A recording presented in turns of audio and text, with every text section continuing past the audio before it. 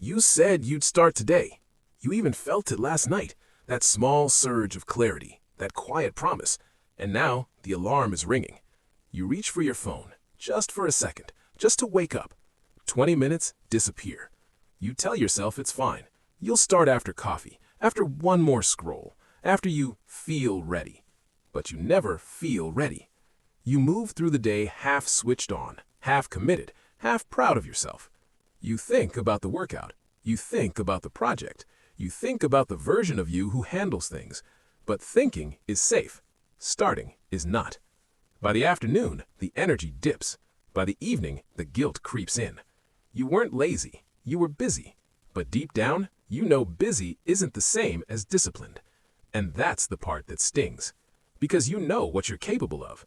You've seen glimpses, moments where you were locked in, sharp, focused, relentless. So, what happened?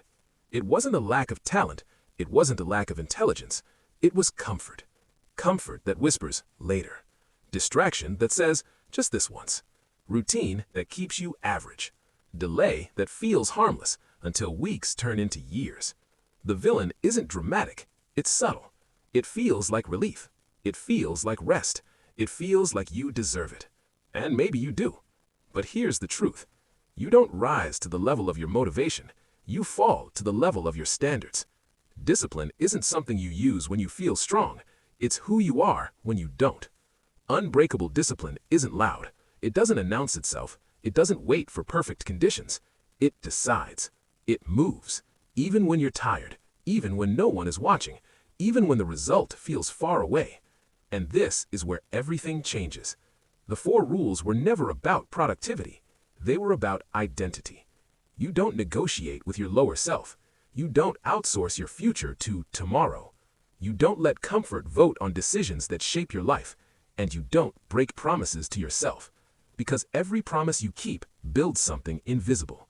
Self-respect, control, power, freedom. Freedom from moods, freedom from impulses, freedom from regret. Discipline is not a cage. It's the key. The moment you act despite resistance, you reclaim authority over your life. Not someday, now.